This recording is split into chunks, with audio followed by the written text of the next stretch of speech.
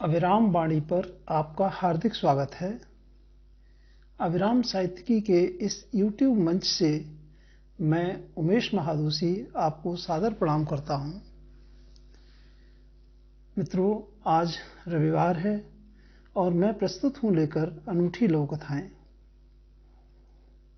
ये लोक कथाएं अभिराम साहित्यिकी के जनवरी-मार्च 2018 से अक्टूबर-दिसंबर 2020 तक के अंकों से ली गई हैं।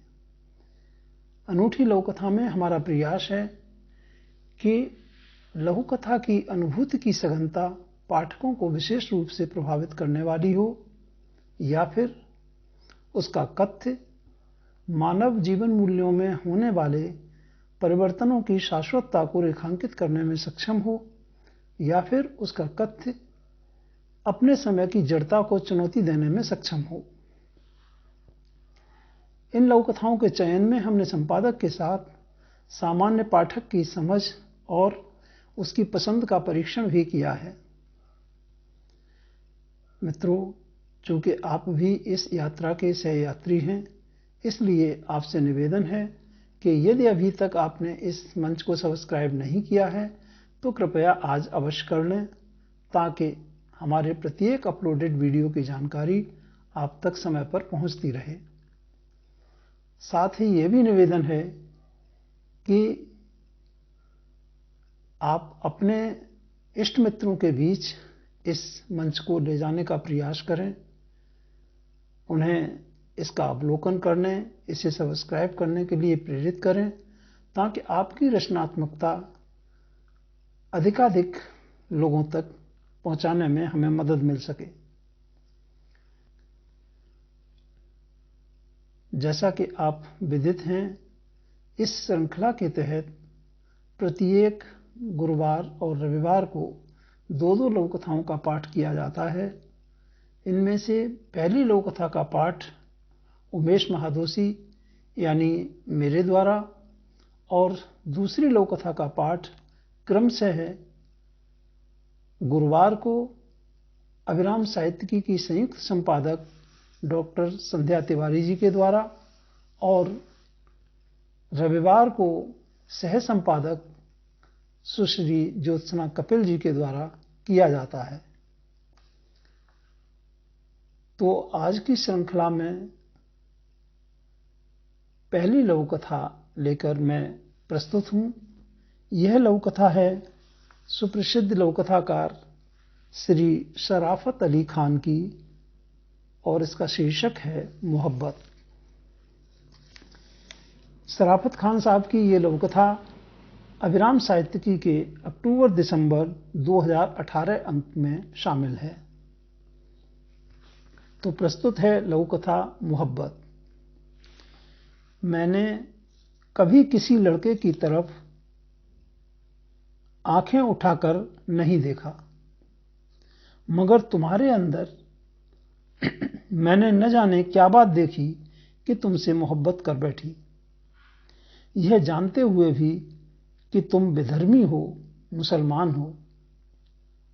अच्छा, मुसलमान बुरे होते हैं क्या? लड़के ने लड़की के चेहरे को अपने दोनों हाथों में लेकर थोड़ा झुककर उसकी आंखों में झांकते हुए पूछा। नहीं, मैं अच्छे बुरे की बात नहीं कर रही। लड़की ने लड़के के दोनों हाथों पर प्यार से हाथ रखते हुए समझाने की कोशिश की। फिर दरअसल हमारे पहाड़ों में एक कहावत है कि अगर कोई कहे कि सुई के छेद में से हाथी निकल गया तो उस पर विश्वास कर लो, किंतु कोई कहे कि किसी मुसलमान ने वफा की है तो उस पर विश्वास मत करो। लड़की की आंखें कहते कहते पनीली हो गई। तो तुम्हें कैसा लगता है? गलत, सरासर गलत बात है ये। किसी भी पूरी कौम को किसी एक परिभाषा से नहीं बांधा जाना चाहिए। अच्छा, तुम इतनी पक्षधर क्यों हो?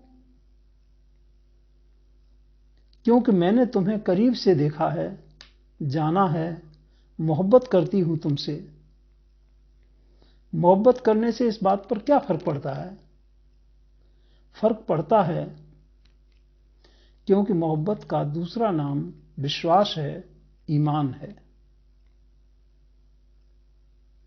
तो यह थी श्री शराफत अली खान साहब की लघु कथा मोहब्बत। और अब आप सुनेंगे ज्योत्सना कपिल जी से नई पीढ़ी के एक प्रतिभाशाली लघु कथाकार की अगली अनूठी लघु कथा। ज्योत्सना कपिल। धन्यवाद महादोशी जी। सभी मित्रों को ज्योत्सना कपिल का नमस्कार। साथियों, आज मैं आप सभी के समक्ष लेकर आई हूँ युवा लघु कथाकार छवि निगम जी की अनूठी लघु कथा खुशी। छवि जी की यह लघु कथा अविराम साहित्यिकी के अप्रैल-जून 2018 के अंक में शामिल है। तो आइए सुनते हैं छवि जी की लघु कथा। हल्के लाठी चार्ज के बाद मची भगदड़ के साथ रैली समाप्ति की घोषणा हो चुकी थी। सत्ता पक्ष के आयोजकों के माथे पर शिकन थी। अगले चुनाव नजदीक ही थे और यहाँ भीड़ उनकी कैलकुलेशन से कम जुटी थी। विपक्षी दल भी सोच में थे। चोटें लगी तो थीं, पर इतनी नहीं कि उन्हें धिका दिखाकर वोट भुनाए जा सके। छुटपुट दल भी निराश थे। जोड़ तोड़ कुछ सही बैठने ही वाला था कि सब तितर बितर हो गए थे, लेकिन मीडिया की नजरों से दूर और इस राजनीति की हाशिए पर ही सही, पर कहीं तो मुस्कुराहटें थी ही। ओट से झांकती उन मासूम आंखों में चमक थी जिनमें लोकतंत्र का बिखरा कबाड़ बीनने की उतावली टिमटिमा रही थी। वो दो बैनर जिन्हें बिछाकर फुटपाथ पर मुन्नूस हो जाएगा। वो कोने में पड़ा टूटी कमानी का चश्मा जिसमें धागा बांधकर दादू पहन लेंगे।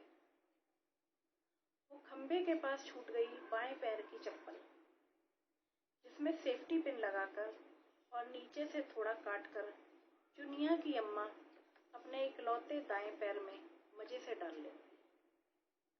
और स्टेज पर उलझी पड़ी मालाएं बटोरने को बेसब्री से उछल रहे कुछ नन्हे पांव।